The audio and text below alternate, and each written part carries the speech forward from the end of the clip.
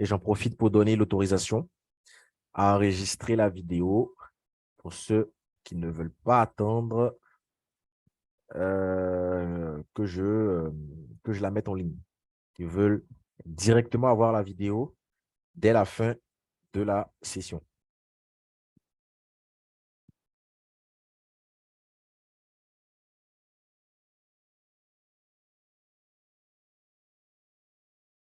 Voilà. Voilà. Donc là, c'est bon. Je pense que j'ai donné l'autorisation à tout le monde. On est bon. Bien. Bien. Alors, donc aujourd'hui, nous allons voir ce qu'on appelle des tableaux associatifs. OK? Nous allons voir ce qu'on appelle des tableaux associatifs. OK? Bien. Alors, c'est quoi un tableau associatif? Un tableau associatif, ce n'est tout simplement que un tableau qui peut avoir plusieurs dimensions. Plusieurs dimensions dans le sens que dans un tableau, en PHP, on peut avoir plusieurs tableaux à l'intérieur d'un tableau. Donc, un tableau multidimensionnel ou tableau associatif est tout simplement un tableau dont les valeurs peuvent elles-mêmes être des tableaux qui vont à nouveau contenir d'autres tableaux. Donc, on peut imbriquer plusieurs tableaux avec PHP. C'est possible d'imbriquer plusieurs tableaux avec PHP. Alors, regardez. Donc, ça, j'enlève. OK. Tiens. Et tout simplement, qu'est-ce qu'on va dire? On va dire, par exemple, que ici, je crée mon premier tableau donc, que je vais appeler array. OK. Donc, mon premier tableau, array. Voilà. Comme ça. Donc, ça, déjà, c'est la première dimension de mon tableau. OK. Comme ça. Et à l'intérieur, je vais avoir deux dimensions. Donc là, ici, on va dire par exemple que je mets, bon, vas-y, on ne va pas perdre le temps, je vais mettre 1, 2, 3, 4, 5, par exemple. OK? Et pour passer au deuxième tableau, je mets virgule. OK? Je vais créer un autre tableau que je vais appeler par exemple 5, par exemple. Donc là, 6, OK? 7, 8, 9 et 10. Voilà. Donc là, ici, qu'est-ce que j'ai? J'ai un tableau qui contient deux tableaux à l'intérieur. J'ai un tableau qui contient deux tableaux. OK? Alors, alors, petite question. On va voir ceux qui ont révisé. Donc, petite question. Si je veux afficher 4, qu'est-ce que je fais? Écho quoi? Si je veux afficher 4, alors, il faut essayer. Il faut juste essayer. Si vous trouvez, c'est ça. Si vous n'avez pas trouvé aussi, ce n'est pas grave. Mais il faut essayer. Si je veux afficher 4,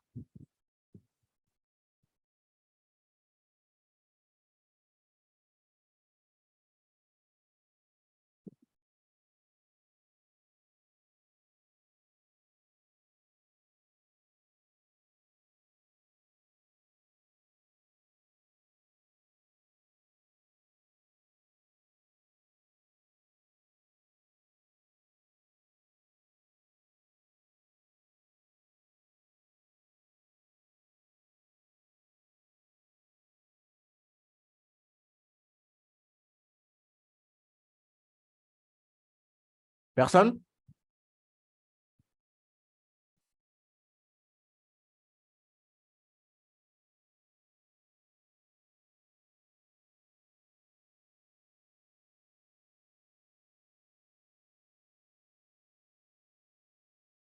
Personne pour essayer?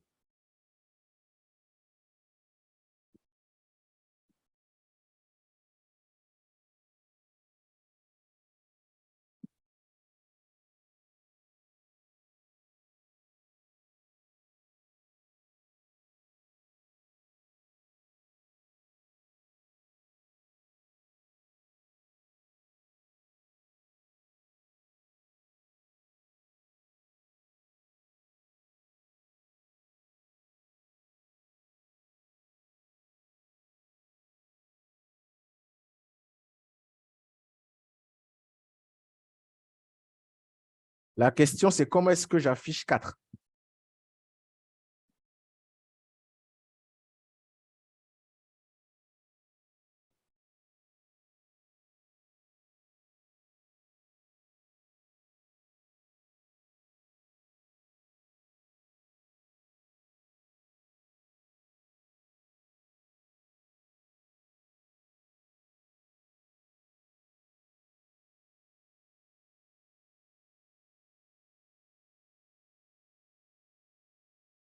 Bon, on ne va pas perdre le temps, on va y aller.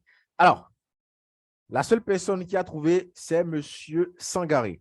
Alors, nous avons un tableau qui contient des tableaux. OK? Donc, pour accéder, on veut afficher quoi? On veut afficher 4, n'est-ce pas? Bien. Alors, pour afficher 4, OK, qu'est-ce qu'on fait? OK? On doit rentrer dans le premier indice. Et le premier indice, c'est 0. Donc, déjà, je mets ma variable. 0.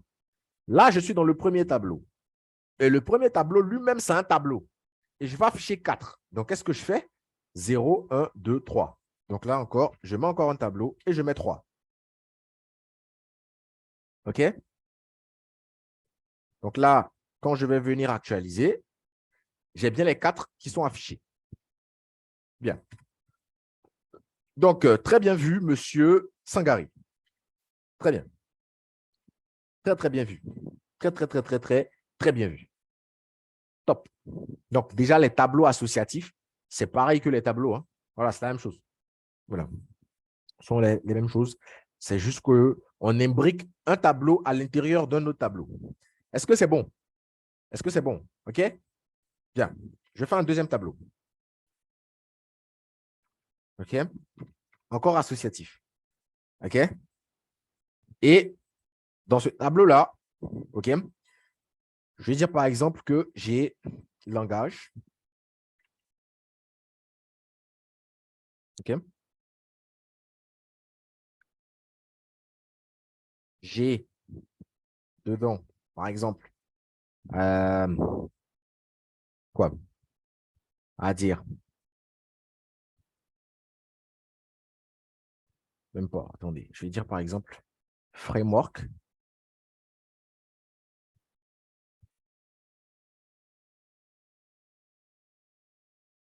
OK? PHP.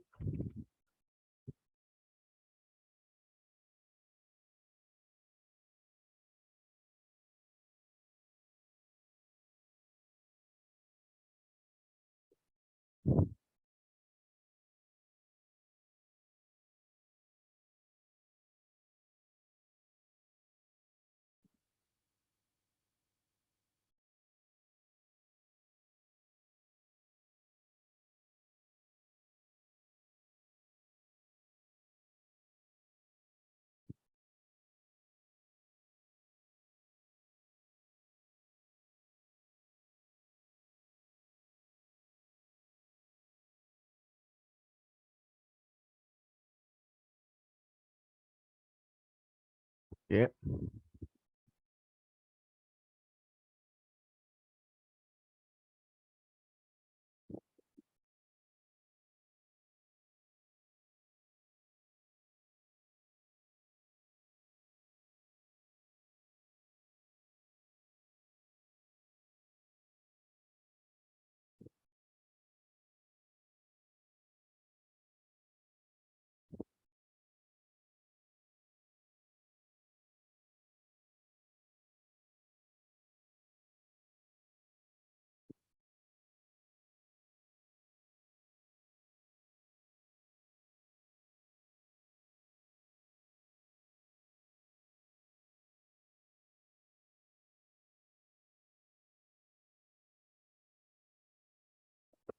OK?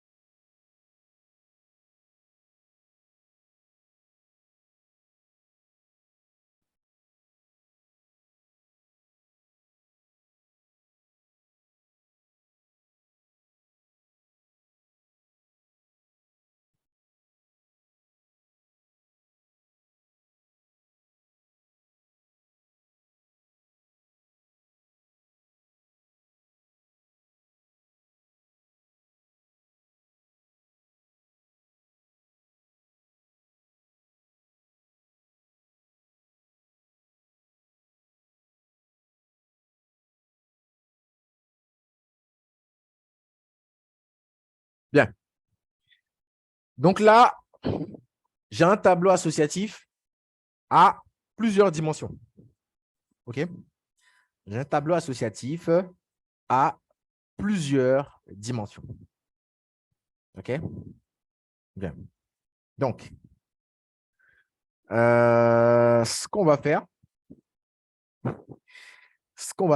OK? Alors, attendez. Bien. Alors, si je veux afficher déjà Django, j'écris quoi? Si je veux afficher Django, je mets quoi dans l'écho?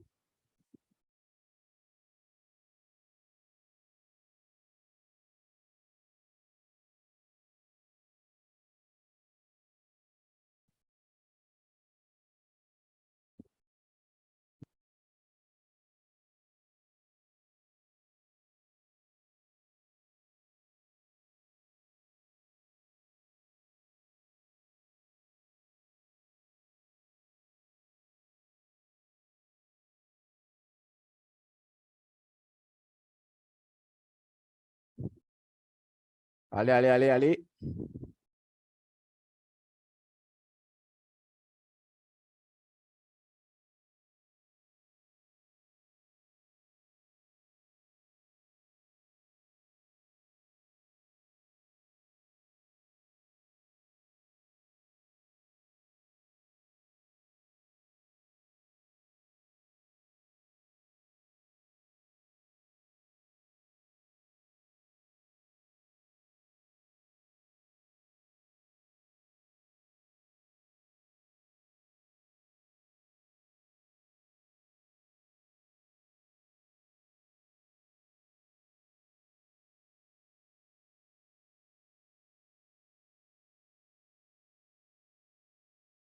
Monsieur Guy. D'accord. Qui d'autre peut essayer?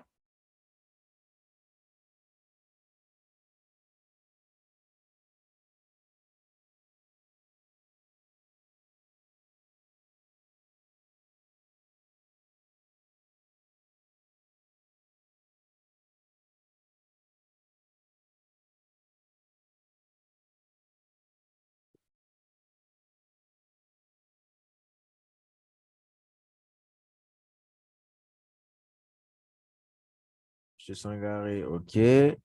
Monsieur Jonas, OK.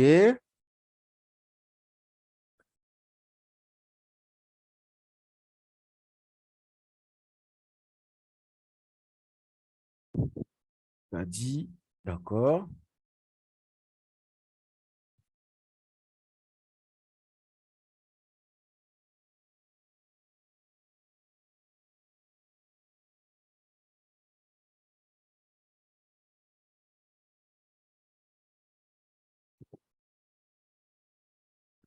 Bien. Alors, le résultat est, le résultat, voilà, donc Sangaré, Jonas Etienne et Kadi. Alors, c'est ça, mais il ne faut pas oublier. Alors, Monsieur Jonas et Kadi, si vous ne mettez pas les griffes à l'intérieur de vos arrays, ça ne marchera pas. Donc, on dira qu'il n'y a que Monsieur Sangaré qui a trouvé le résultat. Voilà. Donc, on rentre dans Framework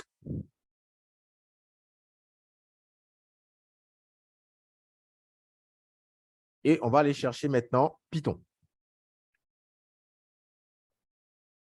Et Python va envoyer Django. Voilà, Django. Bien. Si je veux afficher donc Python maintenant, Python, qu'est-ce que je mets? Si je veux afficher Python, voilà. Alors, pas le Python qui est là, hein, le Python qui est, voilà, le dernier Python là. Ça, si je veux l'afficher. Qu'est-ce que j'écris?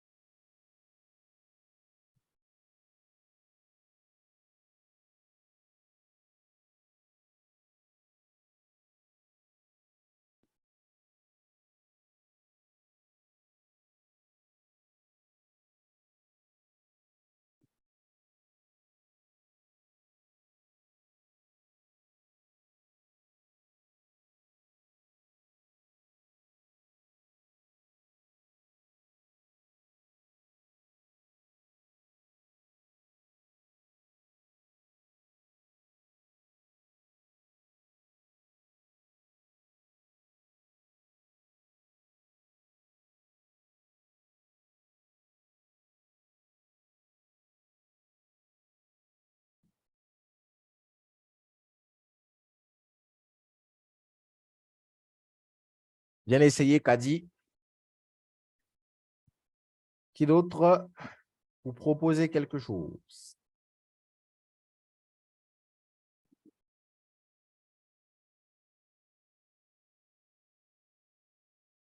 Bien essayé, monsieur Sangaré.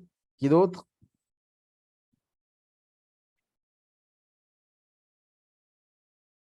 Pas toujours les mêmes, hein?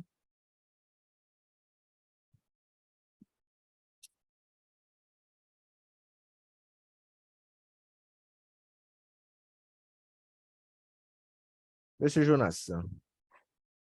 Bien essayé.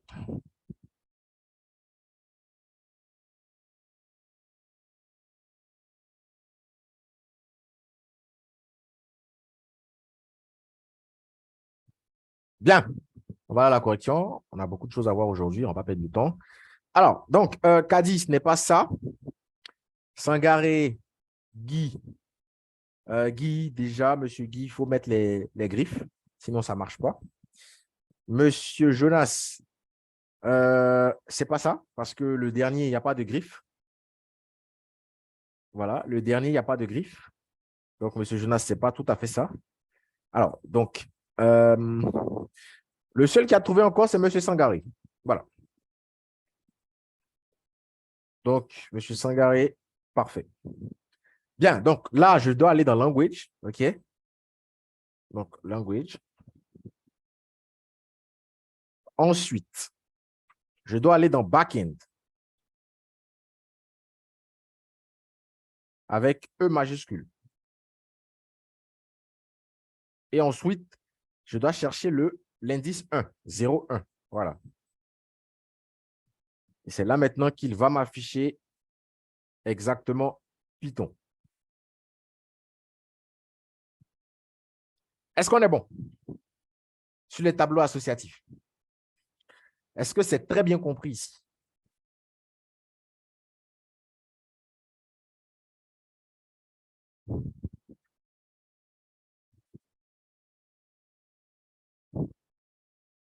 OK. Bien. On va maintenant aller sur la manipulation des dates avec PHP. Alors, avec PHP, pour manipuler les dates, nous allons tout simplement utiliser la fonction date. OK? La fonction date. Alors, cette fonction va tout simplement nous envoyer la date du jour, OK? Ou une autre date en tout cas, dans un format spécifique. Dans un format spécifique. OK? Bien. Donc, déjà, cette fonction-là va prendre deux arguments. OK? Donc, le premier argument va correspondre au format de date souhaité. Donc, ce qui est obligatoire, n'est-ce pas? Et le deuxième argument, lui, il est facultatif. C'est un timestamp, mais lui, il est facultatif. Donc, généralement, même de toute façon, dans cette fonction-là, on ne met qu'un seul argument. Vous voyez? Normalement, il prend deux arguments. Il prend le format qui est obligatoire. C'est une fonction. OK? C'est bien marqué la function. Donc, c'est une fonction qui prend obligatoirement le format de la date que vous voulez afficher. Et le deuxième paramètre, c'est un timestamp. Alors, le timestamp, il n'est pas obligatoire de le mettre, raison pour laquelle il y a un point d'interrogation devant le type int. Alors, le type int, c'est quoi? C'est tout simplement, quand on dit type int un élément d'une fonction ou une fonction même, ça veut tout simplement dire que on veut obliger, en fait, les utilisateurs à mettre des choses que nous allons pouvoir traiter dans nos fonctions. C'est-à-dire, ici, on a mis string format. Ça veut dire que quoi? Ça veut dire que les variables qui vont remplacer le format dans la fonction sont doivent être obligatoirement des strings, des chaînes de caractères. Donc, si vous mettez ici un entier, ça ne marchera pas, ou alors il sera converti comme une chaîne de caractères. Ici, le timestamp doit obligatoirement être un entier, parce que c'est marqué ici int. Si vous mettez un string, là, ça ne va pas marcher du tout. Voilà, ça ne marchera même pas, ça va créer un bug. Et cette fonction-là, pardon, voilà, cette fonction-là va nous faire sortir un string. Donc, cette fonction-là, le résultat final, c'est quoi? C'est un string, c'est une chaîne de caractères. Donc, on appelle ça type int. Type int, une fonction. Type int. OK? Regardez. Ça s'appelle là. On appelle ça type int. Voilà. Type int. OK? Donc, si je mets type int PHP, OK? Allez voir. OK, ouais. Là, c'est type int. Boolean param. OK? OK? Donc, cette fonction-là, elle est type int. Elle doit envoyer un float. Donc, quand on dit type int, ça veut tout simplement dire on oblige, en fait, les utilisateurs à mettre des éléments que nous allons pouvoir traiter, en fait, pour ne pas qu'on ait d'erreur. Bien. Maintenant, voici les différents formats que nous allons pouvoir mettre à l'intérieur de cette fonction-là. Nous les avons ici. Nous avons D. Donc, le petit D correspond, ils ont mis quoi? Day of the month. 2 digits with leading 0. OK? Donc, le petit D représente le jour du mois avec 2 chiffres. Donc, le jour du mois. OK? Donc, 0,1, ça sera janvier. 0,2, février, ainsi de suite. OK? OK? Donc, le grand D qui est là, lui, il correspond au jour de la semaine avec 3 lettres. Mais laissez-moi vous dire que déjà, c'est en anglais. OK? Les dates là viennent en anglais parce que le langage même, il est en anglais. OK? On peut le traduire en français. Ça, on verra ça un peu plus tard. Mais là, pour le moment, ce que nous allons voir, c'est vraiment de l'anglais. Vous voyez que même là, la traduction est faite en anglais. OK? Voilà. Donc, le grand D va tout simplement envoyer une représentation du jour, pardon, avec 3 lettres. 3 letters. Le J, le petit J qui est là, lui représente le jour du mois. Le jour du mois de 1 à 31. Donc, le premier, le 2, le 3, le 4, le 5, le 10, le 15, le 20, etc., etc. OK? Nous avons ensuite le L en minuscule. OK? Donc, a full textual representation of the day of the week. OK? Donc, il envoie tout simplement, je crois, les jours du week-end, hein, c'est ça. Hein? Voilà. Il représente le jour de la semaine en toutes lettres en anglais. OK? Ah ouais, Sunday to Saturday. OK, donc du dimanche au samedi. Parce que dans le système anglo-saxon, c'est dimanche qui est le premier jour et samedi est le dernier. Et dans le système francophone, on commence à lundi et on finit à dimanche. Bien. Donc, je vais vous envoyer tout ça, OK? Les différents paramètres que nous pouvons utiliser. Je vais vous l'envoyer pour que, bien évidemment, on puisse l'utiliser. Alors, déjà ici, OK? Si je fais $date est égal à date, OK? Et j'ai envie d'afficher la date du jour, par exemple, OK? Donc, le Y, lui, correspond à...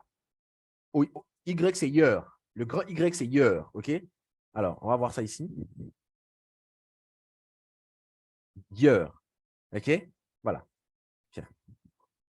Y est full numérique, OK? Representation of a year. 4 digits. Exemple, 1999, blablabla. Voilà. Bien. Donc là, si je commence par... Donc, on a vu que le petit D, c'est quoi? C'est jour du mois en tout digit. OK? Jour du mois en tout digit. Donc, je mets D. OK? Pardon, ce sont des strings. C'est un string. C'est bien un string. Hein? Voilà. Donc, si c'est un string, je dois mettre ça. Donc, je mets D slash. Donc, ça, c'est le jour. Je dois chercher le mois. Le mois, c'est le petit M. Voilà. Ou alors, je peux mettre le grand M. OK? Donc, le grand M. Donc, le petit M, la différence entre le petit M et le grand M, c'est que le petit M va envoyer le mois sous forme d'entier. Donc, de 1 à 12, parce qu'on a 12 mois. Et le grand M va envoyer le mois avec 3 lettres. Donc, JAN pour janvier et DEC pour décembre. Donc là, nous sommes en novembre. Ça va envoyer NO, novembre, NOV. OK? Bien. Et je mets un slash et je vais maintenant chercher l'année. Et on a dit que l'année, c'est tout simplement le grand Y. Donc, la différence entre le grand Y et le petit Y, c'est que le grand Y, il envoie l'année avec 4 digits, alors que le petit Y, il envoie avec tout digit. Donc, tout digit, c'est deux nombres, deux chiffres, pardon. Et le grand Y, lui, c'est avec 4 chiffres. Bien. Donc là, normalement, ça là, ça doit m'envoyer normalement 20 novembre, comme ça. Ça doit m'écrire exactement comme ça. Attendez. Hop. Ça va m'envoyer 20, OK, slash novembre, slash 2022. Voilà, normalement, c'est ce que ça doit m'envoyer. Donc, si je fais un écho de ma variable date, normalement, je dois avoir affiché exactement ça. Donc, on va vérifier ensemble. Et voilà, 20 novembre 2022. Et c'est bel et bien la date à laquelle nous sommes aujourd'hui, présentement. OK? C'est bel et bien la date à laquelle nous sommes là présentement. Alors.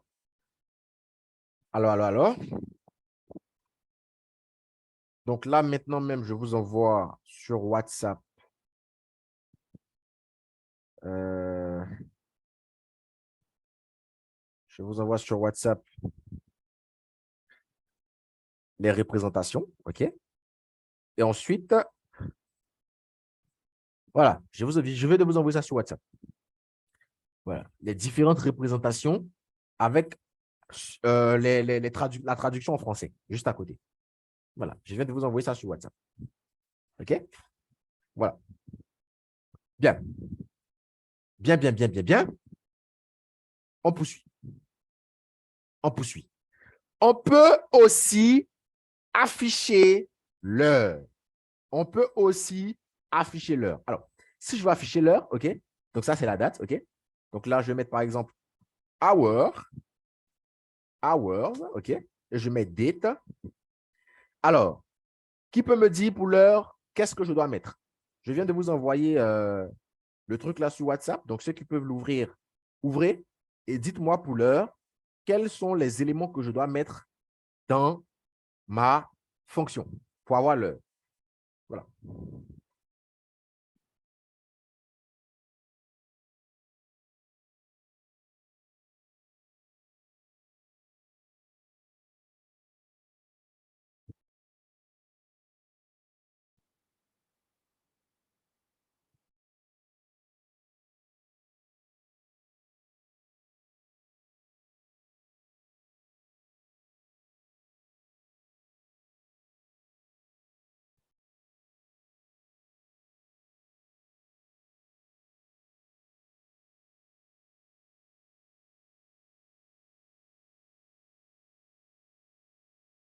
Allez.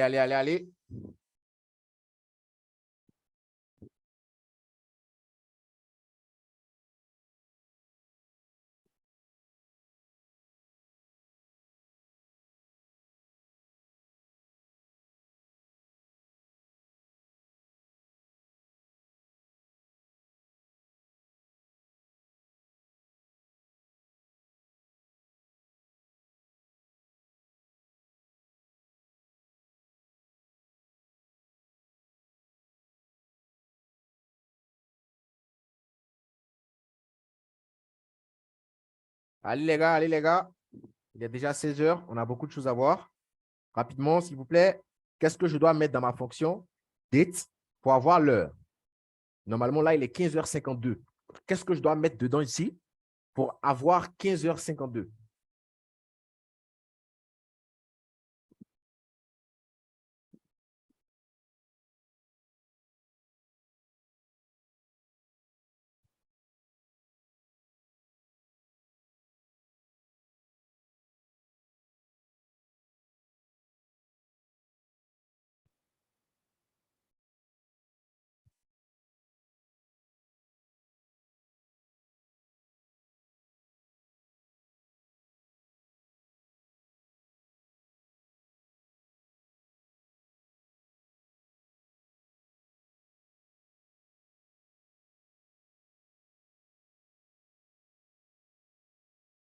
Les gars, vous avez tout sous vos yeux là. Tout est sous vos yeux là.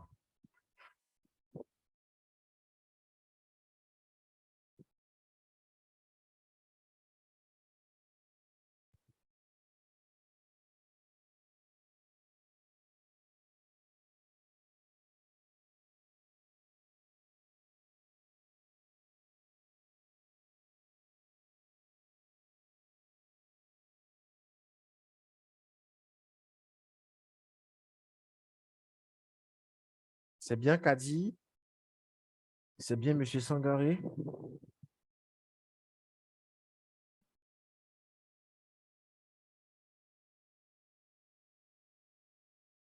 Bon, on ne va pas perdre le temps, on va avancer.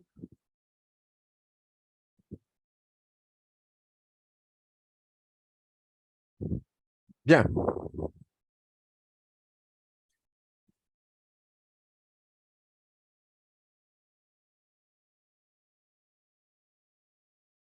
Alors, donc là, on va mettre H pour le format 24 heures. OK. Ensuite, deux points. I, parce que I correspond aux minutes. Alors, ceux qui ont mis slash, dans les heures, il n'y a pas slash. Les heures, c'est deux points. Ce sont les dates, on met slash. Voilà. Vous avez bien trouvé les caractères, mais on ne met pas slash dans les heures. Voilà. Les slash, on met deux points. Pardon. Les heures, on met deux points. Hein. Voilà. Donc là, si je fais écho, bon, là, je vais faire écho. Nous sommes le. Nous sommes le. Nous sommes le. Que je concatène avec la date. Et il est. Que je concatène avec l'heure.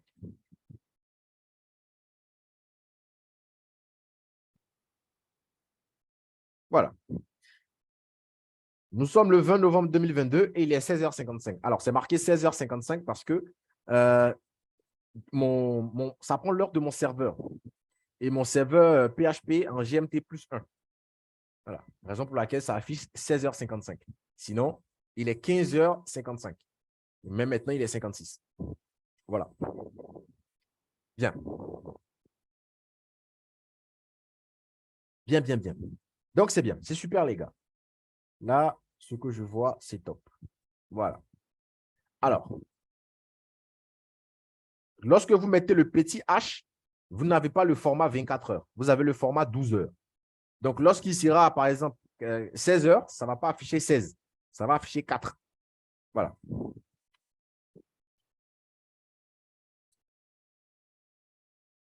voyez? Voilà. Ça, c'est le format 12 heures. Donc, si vous voulez le format 24 heures, vous mettez le grand H. Voilà. Est-ce qu'on est bon?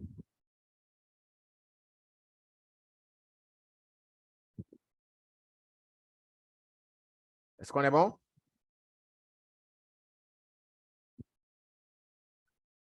Alors, vous avez la possibilité de tout combiner. OK? Vous avez la possibilité de tout combiner. Donc,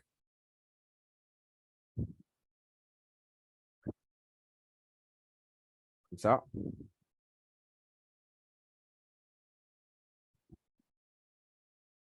Donc, voici la date.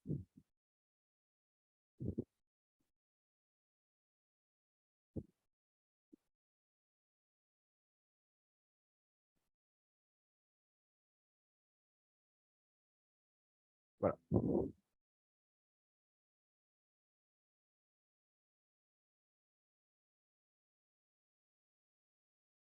Ah ouais, ouais, ouais. Il a converti le I et le L. Pardon. Voilà. Donc, 20 novembre 2022 à 16h52. Alors, tout à l'heure, ce que j'ai mis, ça a affiché ce message-là parce que le I correspond aux secondes. Donc, il a affiché 58. Pardon, à la minute. Donc, il a affiché 58. Le L correspond au jour de la semaine en anglais. Donc, il a affiché Sunday. Et le E, le S et le T aussi correspondent à quelque chose. Raison pour laquelle il a affiché ça comme ça. Voilà. Donc, sinon, lorsque je mets le A avec accent, lui ne peut pas le convertir. Donc là, il va bien l'afficher. Donc, le 20 novembre 2022 à 16h58. Bon, 15h58. Mais là, je suis en GMT plus 1.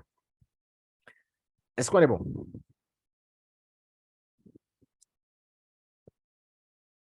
Est-ce qu'on est bon?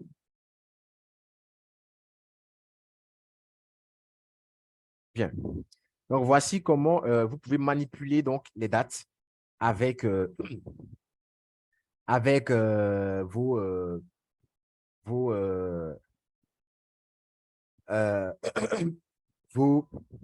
vos fonctions. Alors, comment est-ce qu'on fait pour avoir, donc si chez vous aussi vous avez l'erreur et que vous n'arrivez et que vous avez la date comme ça dans le format anglais, donc 16 heures, et que vous voulez afficher la date avec un format, le format normal, de la date normale, tout ce que vous avez à faire, c'est tout simplement utiliser la fonction qui s'appelle gmdate. OK? Donc, vous avez la fonction date et vous avez la fonction aussi gmdate. Donc, gmdate, c'est la même chose. Mais lui, il va envoyer la date au format GMT. Donc là, maintenant, il va m'envoyer la date avec 15 heures. Bon, là, il est 16 heures maintenant. Voilà, 16h00. Voilà. Donc là, on a la bonne date et la bonne heure. 20 novembre 2022, 16 heures. Sinon, si j'enlève le GM date et que je mets seulement date, là, on me mettra 17 heures. Voilà. Donc, le GM date envoie la date au format normal, GMT, et le date, lui, il envoie la date dans le format dans lequel il est configuré sur PHP. OK? Bien. Alors, vous avez aussi la possibilité, n'est-ce pas, de modifier votre time zone. Votre time zone. C'est-à-dire, si vous voulez, par exemple, afficher l'heure de, je ne sais pas moi, l'heure du Canada, ça, vous ne pourrez pas faire ça avec GMDate et vous ne pourrez pas faire ça non plus avec date. Pour ça, il faut setter un time zone. Et pour setter le time zone, qu'est-ce qu'on fait? On va utiliser la fonction date default time zone set. OK? Date default time zone set. Alors, à l'intérieur, qu'est-ce qu'on va mettre? On va tout simplement aller chercher un string d'un time zone ID. Et pour avoir les différents time zones, on a ça directement sur le site officiel de PHP. OK? Voilà. Alors là, ici, je n'ai pas les time zones. Donc, attendez. On va aller chercher tous les time zones de PHP. Voilà. List of supported time zones. Bien. Alors, les time zones sont classées par continent. OK? Donc, nous, on veut afficher l'heure du Canada. Le Canada se trouve où? En Amérique. On clique là-dessus. Bien. Donc, on va maintenant chercher les différents time zones. On va chercher Canada. Donc, Canada. Alors, on n'a pas Canada. Ah non, ce sont les villes, pardon. Alors, donc, Canada, c'est Québec. Québec ou Montréal. On va dire Québec. Québec. Alors, ils n'ont pas Québec apparemment. Et est-ce qu'ils ont Montréal? Bah non, ils n'ont pas Montréal. Alors, est-ce que je suis bien en Amérique? Oui, je suis en Amérique. Alors. Bon, ils ont Toronto. Hein, ils ont Toronto. Ils n'ont pas Québec, ils n'ont pas Montréal, mais ils ont Toronto. Voilà, Toronto, c'est bien au Canada. Donc, on va donc copier ça, tout ça là. Hop. Et on va tout simplement setter ça ici sous forme de string. OK? Et donc, maintenant, si je fais un echo date, OK? Actuellement, il est 11h03 au Canada, à Toronto. Il est 11h, donc pendant qu'ici, il est 16h, là-bas, il est 11h. Donc, nous avons un décalage de 5 heures. OK? Donc, voilà. Donc, voilà. Comment est-ce que vous pouvez modifier, n'est-ce pas, vos différents time zones? OK? On est bon?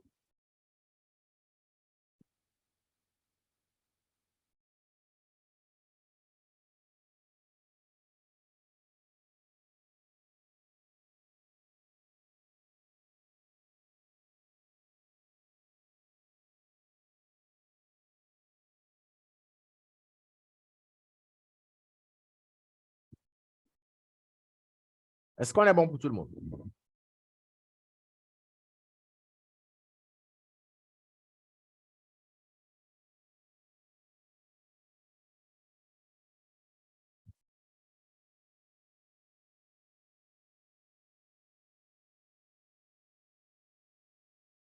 Bien, bien, bien, bien. Alors là, je pense que nous pouvons maintenant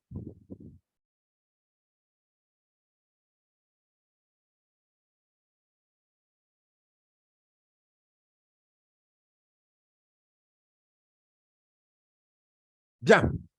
Donc là, vous êtes assez armé en PHP. Vous avez les bases solides en PHP. Vous savez déclarer les variables en PHP. Vous savez utiliser les boucles. Vous savez déclarer les tableaux. Vous savez parcourir un tableau. Vous savez concaténer en PHP. Vous savez écrire des fonctions en PHP. Vous savez manipuler des dates en PHP. Ne vous inquiétez pas, le support de cours, il vient. C'est parce que je n'ai pas encore fini de l'écrire, parce que je suis en train de créer vraiment un gros support de cours PHP que je vais vous envoyer avec vraiment tout dedans. OK? Donc, vous savez, donc déjà tout ce que nous avons vu dans les vidéos sera contenu dans le support de cours avec d'autres éléments aussi que je vais ajouter dans le support de cours qu'on n'a pas vu dans la vidéo. Mais pour ceux qui vont lire le support de cours, ils pourront voir, bien évidemment, ces choses-là et ça va leur permettre de se booster encore plus en PHP et de comprendre beaucoup d'autres choses en PHP que forcément on ne pourra pas voir tout au long de la formation parce que la formation va durer 1 an. OK? Mais vous avez des solides bases déjà pour écrire des scripts PHP et pour pouvoir travailler, bien évidemment, avec MySQL, qui est tout simplement notre système de gestion de base de données. Voilà, donc le support de cours, je vous l'enverrai, comme je l'ai dit, d'ici la fin de ce mois. Vraiment, je suis en train de mettre du paquet dedans et je vous l'enverrai.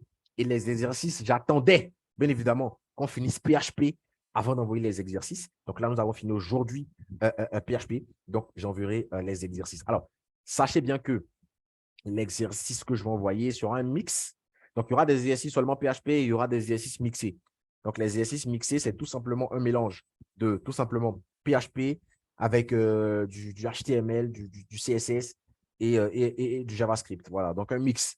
Voilà, ça fera une révision sur ce qu'on a déjà vu et aussi sur PHP. Voilà. Alors, M. Kwadjo Bernard, est-ce que vous êtes toujours avec nous? Parce que vous n'avez rien écrit depuis. Est-ce qu'on est toujours ensemble, M. Kwadjo Bernard?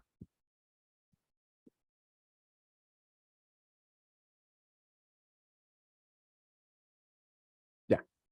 Donc, avec l'utilisation de la manipulation des bases de données, nous allons rentrer dans la partie un peu plus complexe de la programmation. Mais ce n'est pas complexe du tout, la partie MySQL. Alors, déjà, avant de rentrer dans la partie MySQL, est-ce que vous avez tous, sur votre serveur XAMPP, est-ce que vous avez tous MySQL activé? Si ce n'est pas le cas, il faut activer MySQL. Apache, par défaut, est activé parce que sans ça, PHP ne marche pas. Mais à partir d'aujourd'hui, il faut activer MySQL. Les deux, Apache et MySQL. Donc, si ce n'est pas déjà fait, je vous exhorte à aller cliquer sur Start de MySQL. OK? On est bon?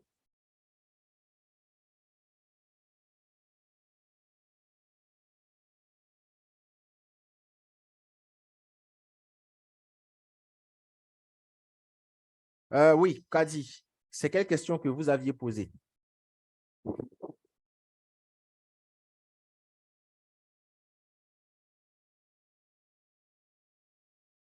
Alors, Monsieur Guy, parfait.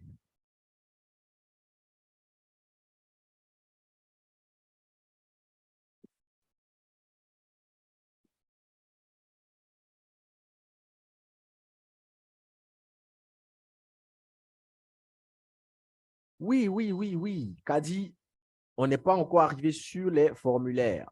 Je t'ai dit, t'inquiète, on arrive sur les formulaires. Voilà, ne t'inquiète pas, on arrive sur les formulaires. Et nous allons voir les formulaires dans cette partie de MySQL. Voilà, ne t'inquiète pas. Voilà, ne t'inquiète pas. Parce que pour pouvoir dire à un utilisateur de saisir quelque chose en PHP, il faut qu'on voit les formulaires. De toute façon, ça se fait que par les formulaires. En PHP, il n'y a pas prompt, comme en JavaScript. Ici, ça doit forcément passer par un formulaire. Et comme je vous ai dit, en PHP, vous avez deux façons de soumettre des données avec des formulaires. Soit en get, soit en post. Ce sont les deux façons. Voilà. Donc ça, on doit voir ça. Le get et le post. OK? Voilà.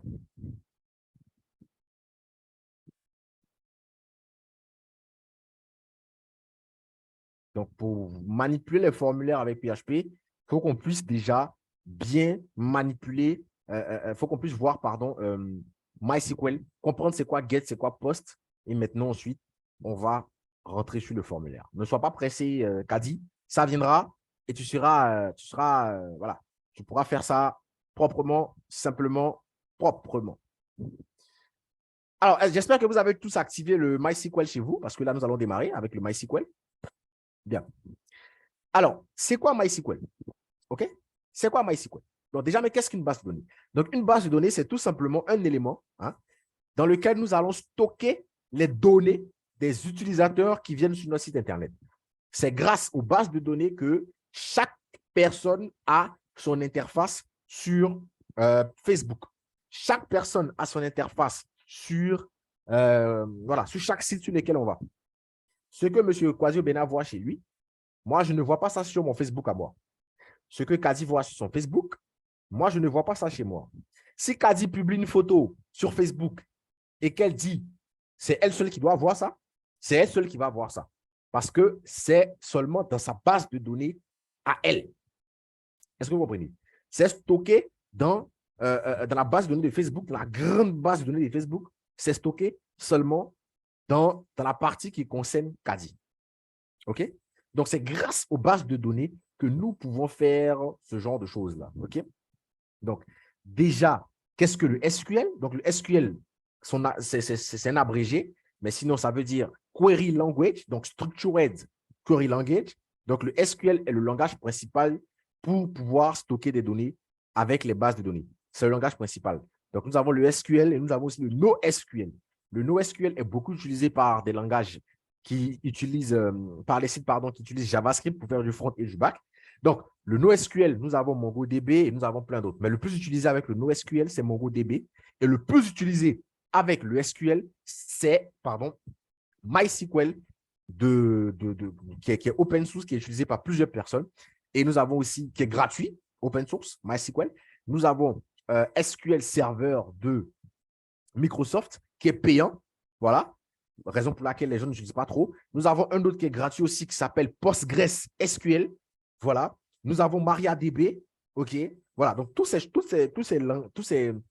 structures-là ont comme fondamental le SQL. J'utilise, le SQL comme langage de système de base de données. Donc, c'est quoi MySQL? Donc, MySQL est tout simplement un système de gestion de base de données. On appelle ça SGBD, un système de gestion de base de données. Donc, il est open source, il est gratuit, il vient par défaut avec les serveurs locaux comme XAMPP, MAMP, WAMP. Voilà, tous les serveurs locaux viennent avec Apache, qui est gratuit, qui est open source, et avec MySQL, qui est gratuit, qui est open source. Donc, on peut utiliser ça gratuitement. Lorsque vous allez payer, bien évidemment, votre VPS, un site Internet, voilà, pour pouvoir un hébergement avec un domaine, pour pouvoir héberger votre site Internet, généralement, lorsque vous payez le domaine, la base de données, on vous l'offre gratuitement. Tout ce que vous avez déjà à payer, c'est juste payer le domaine et l'hébergement pour pouvoir héberger votre site Internet. Parce que les bases de données sont données gratuitement. Ça, c'est comme ça chez tous les registrars. Les registrars, comme je vous ai dit au début de la formation, c'est tout simplement les gens qui vendent les hébergeurs et les noms de domaine. OK? Alors, nous allons utiliser bien évidemment pour ce cours PHP My Admin. Alors, c'est quoi PHP My Admin? Donc, PHP My Admin, c'est un logiciel gratuit de code qui est codé en PHP, bien sûr, qui va nous permettre en fait de gérer nos bases de données MySQL. Donc, PHP My Admin va nous permettre de gérer nos bases de données MySQL. Comment est-ce qu'on fait pour accéder à PHP My Admin? Alors, lorsqu'on est sur XAMPP, ici, là, sur l'interface, on va tout simplement cliquer sur la partie admin de MySQL. Donc, quand on clique dessus, hop, on a PHP My Admin qui va s'ouvrir. Le voici qui est là. Alors,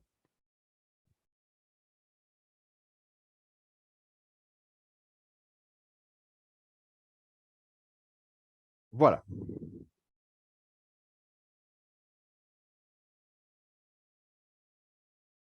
Voilà. Et voici l'interface de PHP My Admin. OK? Donc, dans l'interface de PHP My Admin, vous pouvez voir votre version de PHP My Admin. Donc, moi, je suis à la version 5.2.0. Donc, c'est la dernière version. Ma version de PHP 8.0, chez vous, c'est 7.4, je pense. Voilà. Et je suis avec un type de serveur MariaDB. Donc, normalement, chez vous aussi, vous devez avoir MariaDB. Mais si vous avez autre chose, ce n'est pas grave. Voilà. Donc, soit vous avez MariaDB, soit vous avez MySQL. Mais comme je vous ai dit, MariaDB, MySQL, c'est du pareil au même. OK?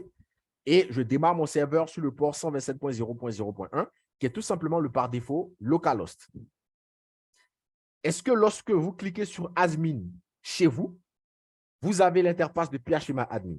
Confirmez-moi ça, s'il vous plaît. Qui a l'interface de PHPMyAdmin?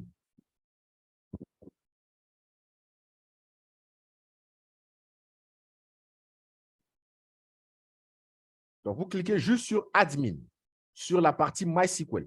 Vous cliquez sur admin.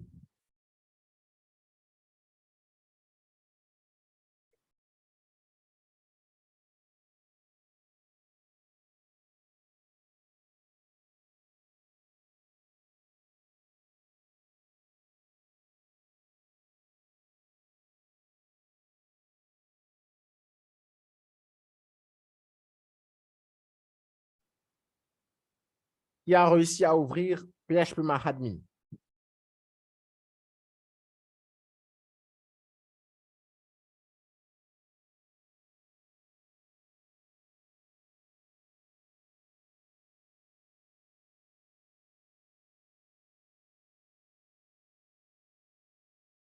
Allez, les gars, allez, les gars.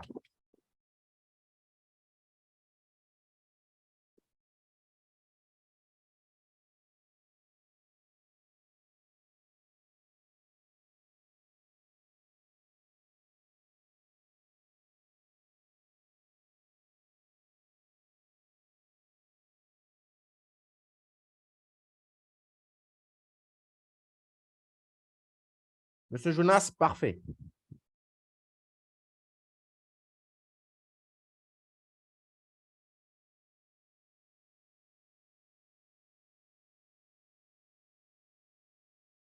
À part Monsieur Jonas, il n'y a personne?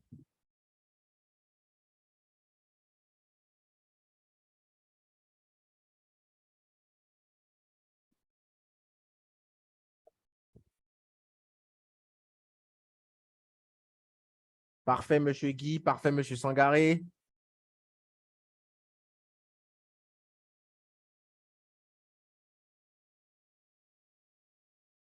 Kadi est chez toi, c'est bon? Monsieur Bernard.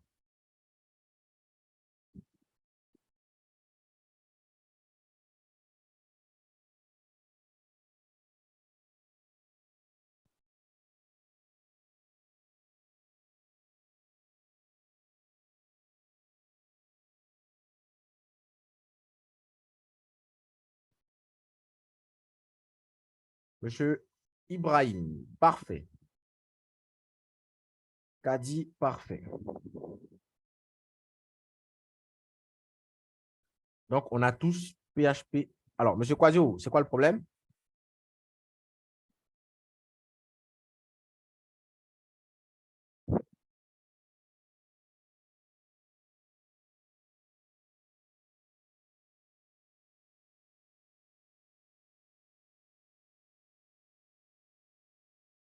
Bon,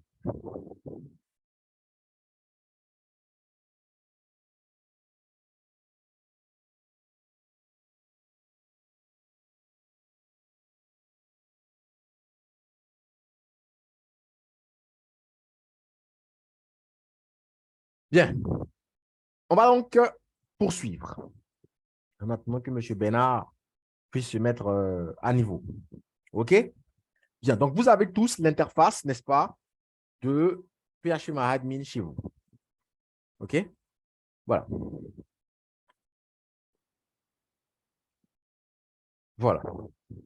Vous avez tous l'interface. Alors, chez vous, à gauche ici, ça sera vide. Hein. Il y aura juste…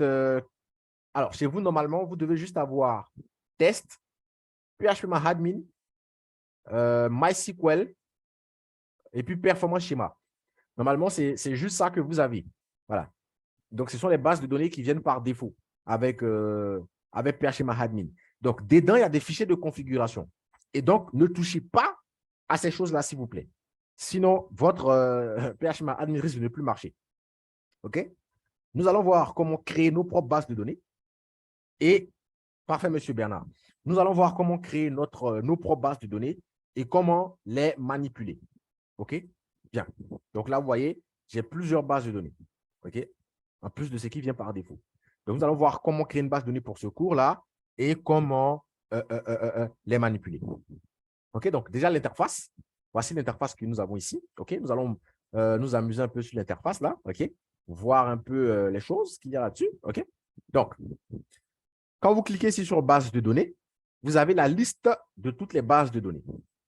OK? Donc, ici, on a la liste de toutes les bases de données. Lorsqu'on clique sur SQL, ici, nous pouvons écrire du script SQL. Nous pouvons écrire ici, là, du script SQL. OK? Donc, par exemple, select all from, OK? Je ne sais pas, hein? Voilà. Hein? Evo. Point. Bon, vas-y. Evo touch. Hein? Voilà. Donc, ici, en fait, c'est pour écrire du script SQL. Nous avons les états. Oui, vas-y. Voilà. Donc, les états, c'est tout simplement le trafic réseau. Vous pouvez le voir. Rien d'intéressant ici, on ne touche pas. Les comptes utilisateurs. Alors, les comptes utilisateurs, déjà, je vous déconseille de toucher quoi que ce soit ici, mais c'est ici que nous avons en fait les différentes protections pour les utilisateurs qui peuvent se connecter à notre base de données. OK? Donc, nous, on se connecte avec l'utilisateur root par défaut. Par défaut, on se connecte avec l'utilisateur root. Il n'y a pas de mot de passe pour cet utilisateur-là. Raison pour laquelle, lorsque vous cliquez sur PHPMyAdmin, automatiquement, ça s'ouvre ici. C'est parce qu'il n'y a pas de mot de passe. Sinon, lorsque vous êtes sur un serveur de base de données distant, un serveur de base de données qui est hébergé sur, qui n'est pas hébergé sur votre ordinateur, mais qui est hébergé sur un, comment ils appellent ça, sur les serveurs distants, lorsque vous avez payé un nom de domaine ou alors un hébergeur, forcément, il y aura un mot de passe sur votre PHPMyAdmin. Il y aura forcément un mot de passe. Regardez. Si je vais chez mon hébergeur, LWS, je vais me connecter sur mon espace client. OK?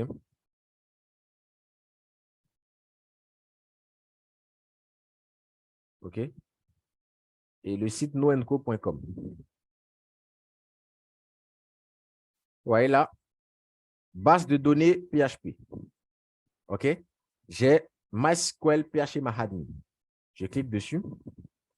Je vais me connecter à mon PHPMyAdmin. Qu'est-ce que vous voyez ici? La page d'accueil de PHPMyAdmin. Et il me demande de me connecter. Avec quoi? Mon login et mon mot de passe. Donc, c'est lorsque je vais me connecter, c'est à partir de cet instant que j'aurai accès à PHPMyAdmin. Donc, lorsque vous êtes en local, vous n'avez pas besoin de mot de passe parce que vous êtes sur votre ordinateur local, sur votre machine locale. Vous n'avez pas besoin d'un mot de passe, ça s'ouvre automatiquement. Mais lorsque vous serez sur un serveur distant, il y aura forcément un mot de passe parce que n'importe qui pourra accéder à votre site Internet. Là, on ne met pas de mot de passe parce que votre site il est codé sur votre machine localement. Donc, personne n'a accès à ça à part vous ou les gens qui ont accès à votre ordinateur. Voilà. Alors que lorsqu'un site est mis en ligne, tout le monde entier a accès à ça. Voilà. Donc, il faut protéger par mot de passe. Exporter. Donc, exporter, c'est tout simplement dans cette partie-là que nous allons pouvoir exporter nos bases de données. Importer, c'est dans cette partie que nous allons pouvoir importer des scripts de bases de données. Donc, paramètres, comme vous-même, vous l'avez bien entendu, sont les paramètres. Donc, vous ne touchez rien ici. Réplication, vous ne touchez rien. Variable, vous ne touchez rien. Jeu de caractère, pareil, vous ne touchez rien. Tout ça sont des configurations de phMyAdmin, vous ne touchez rien. Extension aussi, vous ne touchez rien. Toutes les extensions pour que votre phMyAdmin puisse bien marcher ont déjà été mises en place. Donc, en tant que développeur, les onglets que vous allez beaucoup utiliser sont bases de données pour pouvoir créer des nouvelles bases de données, par exemple, ou administrer les anciennes bases de données. SQL, pardon, pour écrire du script. OK? Compte utilisateur, lorsque vous êtes sur un hébergement et que vous voulez modifier les paramètres. Exporter, lorsque vous voulez exporter votre base de données et envoyer peut-être à un autre développeur lorsque vous travaillez en équipe. Importer, lorsque un autre développeur vous envoie un script SQL et que vous n'avez pas envie de reprendre le travail à zéro, vous pouvez importer directement son script SQL. C'est tout. Tout le reste qui est à côté, là, ça, on ne touche pas. Voilà. Parfait.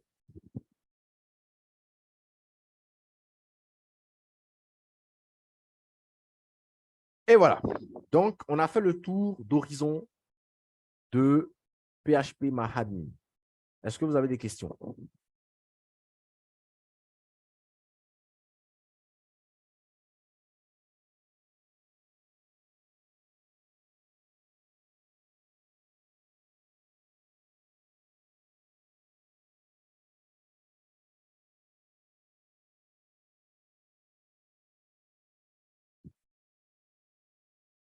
C'est bon pour tout le monde? C'est bon?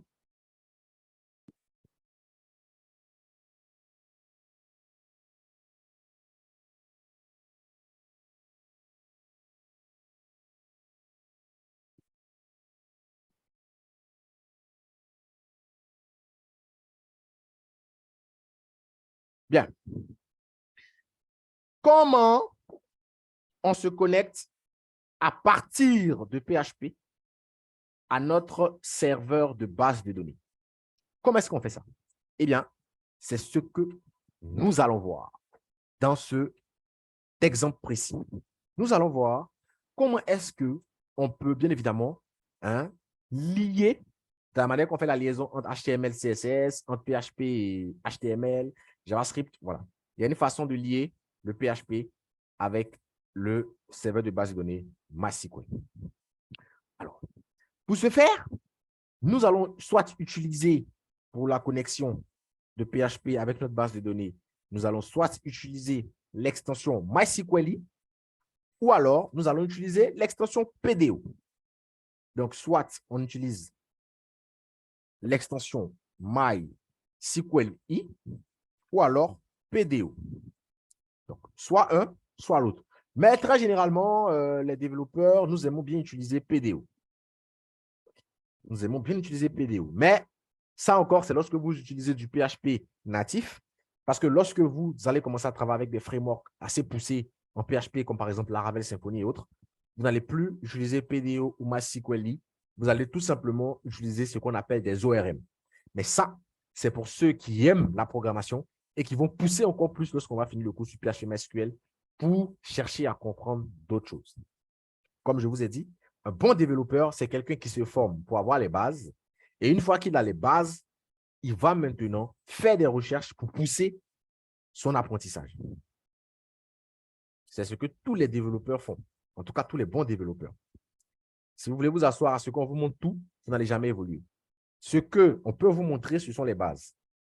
Une fois que vous avez de bonnes bases, vous pouvez faire tout ce que vous voulez. Bien. Bien. Donc, quelle API utiliser entre MySQL et PDO? Comme je vous ai dit, on peut utiliser soit MySQL, soit PDO. OK? On peut utiliser les deux. Bien. Comment est-ce qu'on va faire maintenant la connexion? Comment est-ce qu'on va faire? Et c'est ce que nous allons voir ici. Donc là, on va créer une variable que je vais appeler serveur name. OK? Donc, mon serveur, c'est bien le localhost 127.0.0.1. C'est sur ça que je me connecte. Mon username.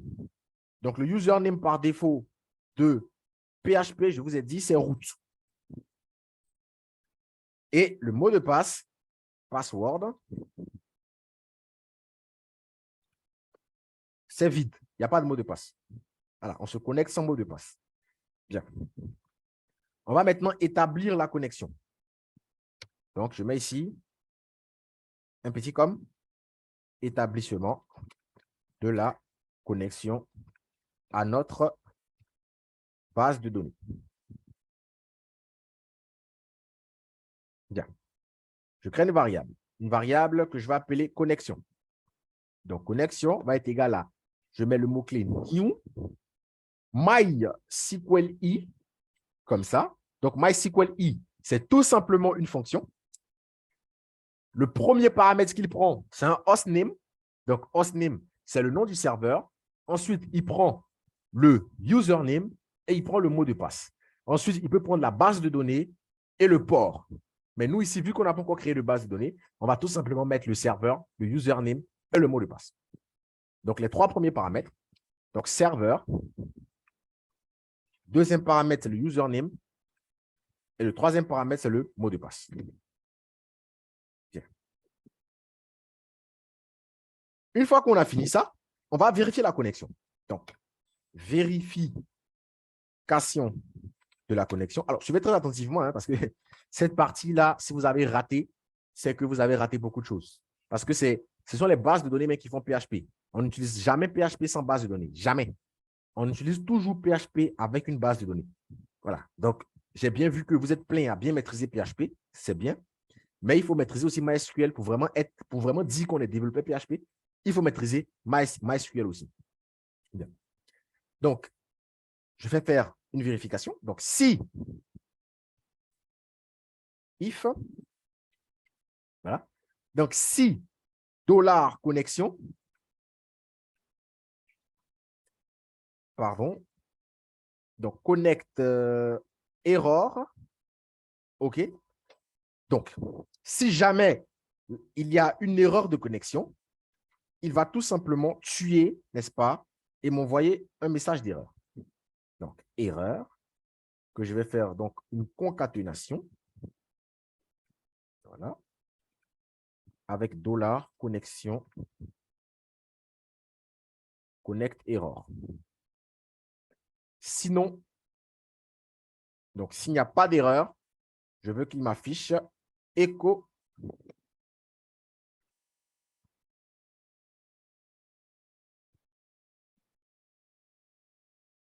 connexion réussie. Voilà. Bien.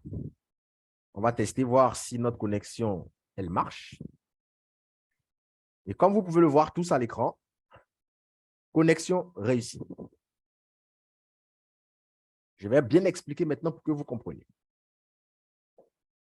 Donc ici, on a dit qu'on a deux façons de se connecter à notre serveur de base de données avec PHP. Nous avons soit la possibilité d'utiliser MySQLi ou alors on utilise PDO. Bien. Premier exemple, on utilise MySQLi. Alors, comment on fait la connexion avec MySQLi? Il faut, alors MySQLi, c'est tout simplement une classe. C'est une classe. Voilà, c'est bien écrit ici, classe. MySQLi est une classe. Ce n'est pas une fonction, c'est une classe. OK? Bien.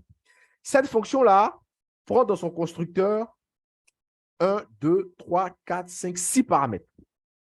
Et ces 6 paramètres-là sont facultatifs. Vous voyez, il y a des points d'interrogation devant. On n'est pas obligé de les mettre. Ils sont facultatifs. OK? Bien. Si vous ne mettez pas, ça va afficher nul. Et tout simplement, il y aura une erreur de connexion. Vous voyez, là, normalement, dans mon serveur de base de données, je n'ai pas de mot de passe. Donc, si je mets ce charabia là, et que je valide, on me dit quoi? Je n'ai pas accès à la base de données. Access denied. Je n'ai pas accès à la base de données et j'ai une erreur de type MySQLi. Pourquoi? Parce que j'essaie de me connecter sur le serveur localhost avec le username root avec ce mot de passe-là. Alors qu'il n'y a pas de mot de passe pour le user root sur le localhost. Il n'y a pas. Donc là, quand j'enlève le mot de passe, automatiquement, j'ai la connexion qui est réussie. OK? Donc, premier paramètre à mettre, c'est quoi? C'est le hostname. Hostname. Donc, hostname, moi, j'ai mis server name, mais si vous voulez, on pouvait l'appeler aussi hostname. OK? Bien. Ça, c'est le premier paramètre. Deuxième paramètre, c'est le username que j'ai mis. Et le troisième paramètre, c'est quoi? C'est le password que j'ai mis. Il y a aussi un quatrième paramètre qui est la database, donc la base de données sur laquelle tu veux travailler.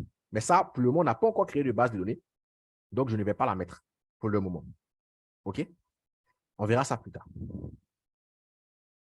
Donc, mon hostname, c'est localhost. C'est bien ça qui s'affiche sur mon phmyadmin. Bon. Là, je suis tout obligé de zoomer, dézoomer comme ça. Bon, c'est pas grave. Voilà, vous voyez ici mon serveur, c'est bien 127.0.0.1. Et je vous ai dit la dernière fois que ça, c'est l'adresse IP du localhost. Voilà. Okay. Donc là, j'ai mon localhost qui est mon serveur. Mon username, donc l'utilisateur que je prends pour me connecter sur le localhost, c'est le root. Et le mot de passe que je prends pour me connecter, c'est vide, il n'y en a pas. Donc, je crée une variable de connexion. S'il y a une erreur, il va tout simplement afficher l'erreur. Sinon, il va m'afficher connexion réussie. Testez ça chez vous et dites-moi si vous avez connexion réussie. Top, c'est parti.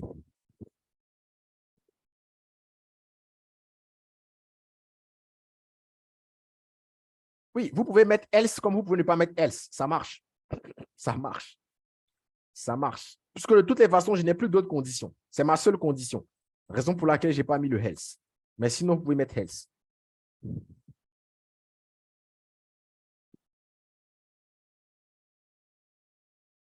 Alors, on me dit quoi? Une define variable hostname. Alors, ils ne sont pas sérieux. Ah, pardon. J'ai mis 2 $. Voilà. Bien. Testez ça chez vous et dites-moi si vous avez connexion réussie.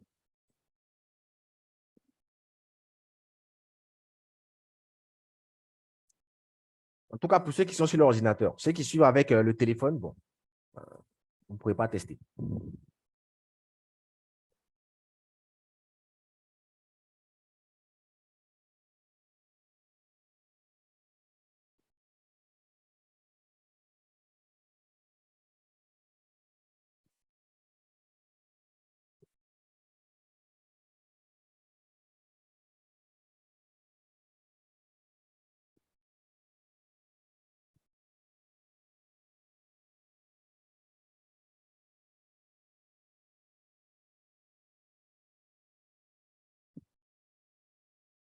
Qui a réussi à connecter la base de données?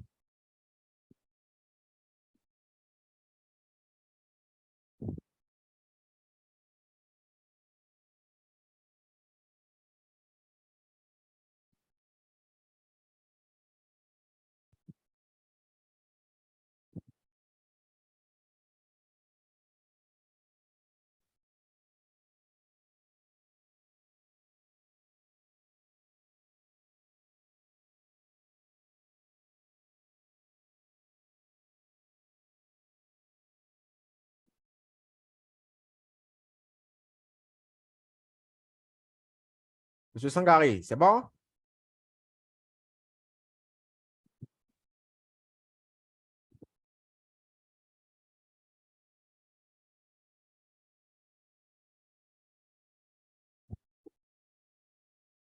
Bon, je vous donne encore 5 minutes.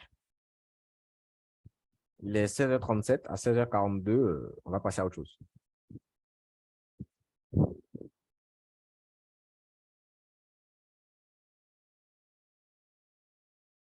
OK, je vous laisse encore 5 minutes.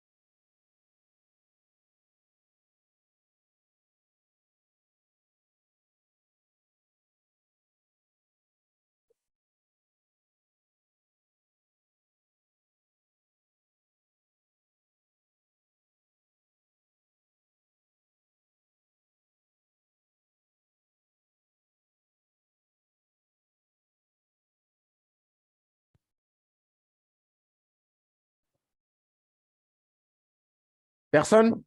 Bon, là, c'est compliqué. On poursuit. Comment est-ce qu'on se connecte avec PDO? Alors, pour se connecter maintenant avec PDO, c'est pratiquement la même chose que la connexion avec MySQLi. Voilà. La connexion avec PDO, pratiquement la même chose que la connexion avec MySQLi. OK? Bien.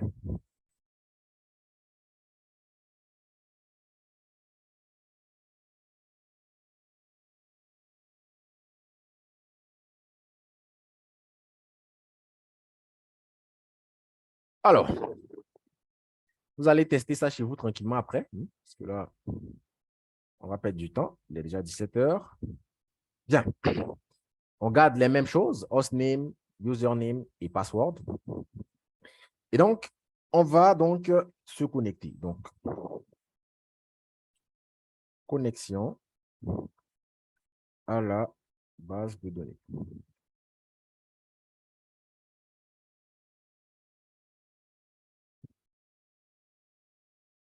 On va utiliser la fonction try catch. OK? Try catch. Donc, try catch, ça veut tout simplement dire try, c'est essai. Donc, essaie de faire ce qu'on va mettre ici. Et au cas où tu as des erreurs, tu les attrapes. Donc, catch. Au cas où il y a des erreurs, tu les attrapes et tu les affiches ici. Donc, avec PDO, on va aller avec un try catch. OK? Donc, $connexion va être égal à, comme tout à l'heure, new, mais cette fois-ci, c'est PDO. OK? Donc, new PDO. Voilà. Et PDO, lui, qu'est-ce qu'il prend dans son constructeur? Il prend un string de DSN. Ensuite, il prend le username, le password. Et il prend des options. Donc, les options, c'est un tableau. Le password, c'est un string. Et le username, c'est un string. Et il prend un string DSN. Donc, le DSN, c'est quoi? C'est ce que je vais mettre ici que vous allez voir. Donc, MySQL, host. OK. Donc, host égale, je vais mettre donc mon serveur. Donc, $server name. Pardon, c'est hostname. Voilà.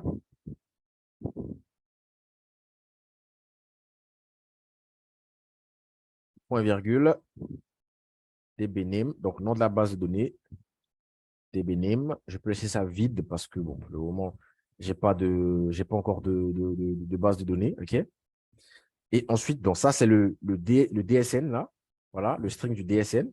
Donc, MySQL, parce que c'est une base de données MySQL. Host, je mets mon hostname. dbname, je n'ai pas de base de données, donc je laisse ça vide pour le moment. OK? Et je mets virgule. Je vais maintenant mettre mon username et mon password. Donc, username, password. Voilà. Ensuite, une fois que j'ai fait cette connexion, voilà,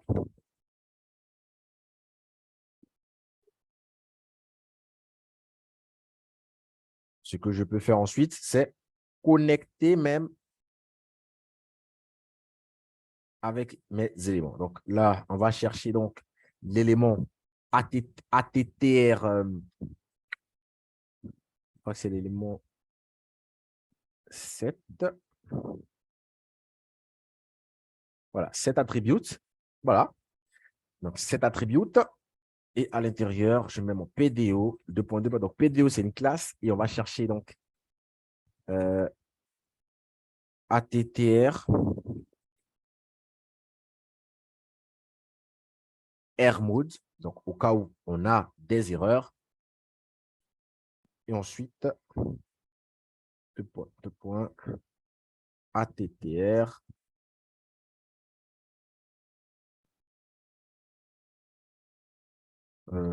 Pardon. Voilà, R mode exception. Bien. Alors, déjà, ça, ce n'est pas des choses à connaître par cœur. Hein.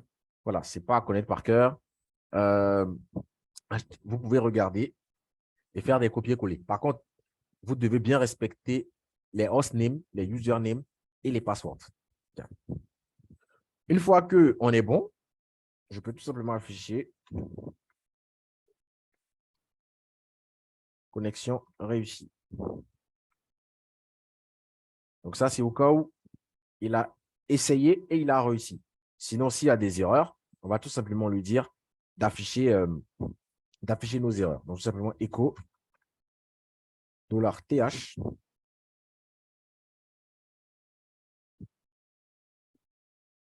get message. Hein, je pense que c'est ça.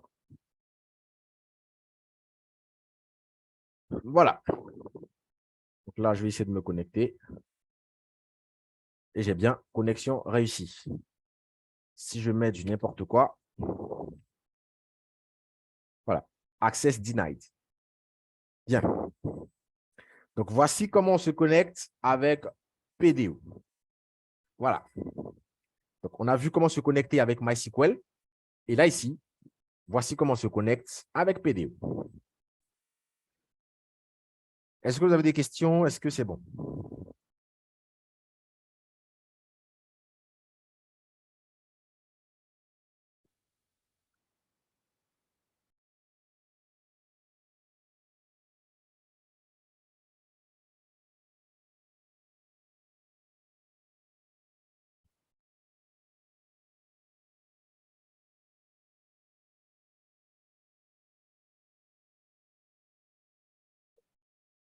Est-ce que c'est bon? Est-ce que vous avez des questions?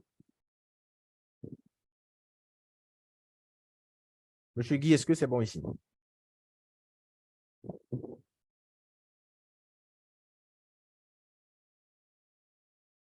OK. Monsieur Atron, Monsieur Jonas, Kadi et les autres.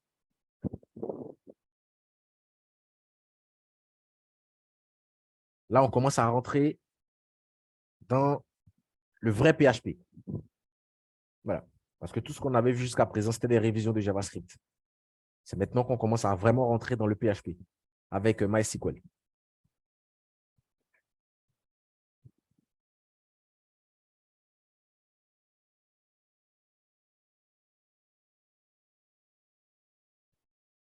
Bon. Monsieur Sangaré, parfait. C'est bon? Bien. Donc, une fois qu'on a fini ça, comme ça, il faut pouvoir fermer la connexion à notre base de données parce que sinon, elle va rester ouverte et ça peut nous créer des problèmes de ressources. Donc, pour fermer la connexion, je n'ai tout simplement qu'à faire $connexion égale nul. Et tout simplement, ça va fermer. Donc, je vais tout simplement mettre les commentaires pour vous retrouver lors de vos révisions. Donc, affichage du message d'erreur.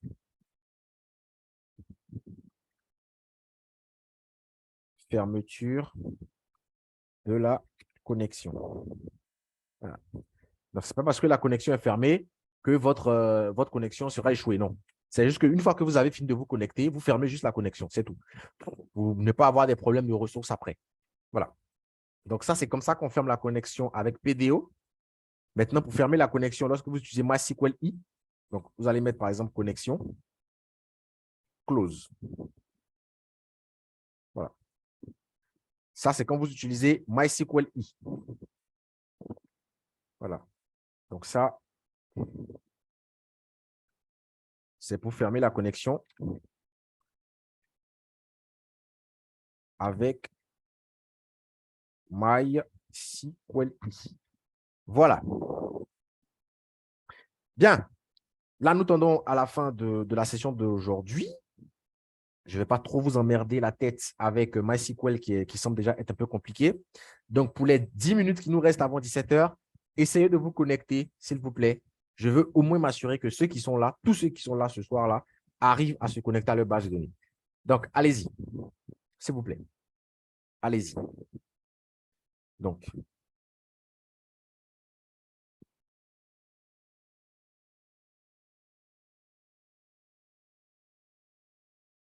je vais remettre le MySQL I.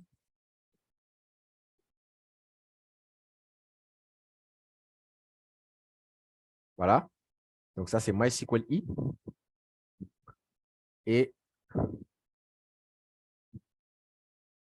le PDO. OK. Donc, comme je vous ai dit, fermeture de la connexion ici.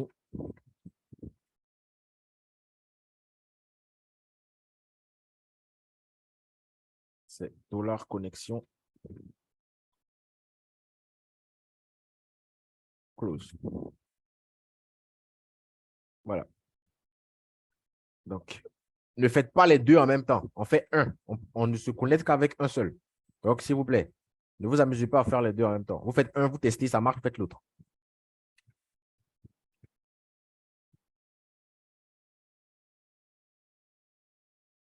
Donc, ça, c'est PDO.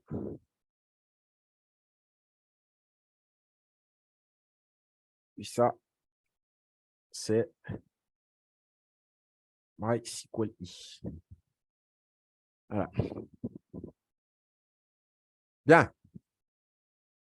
Allez-y.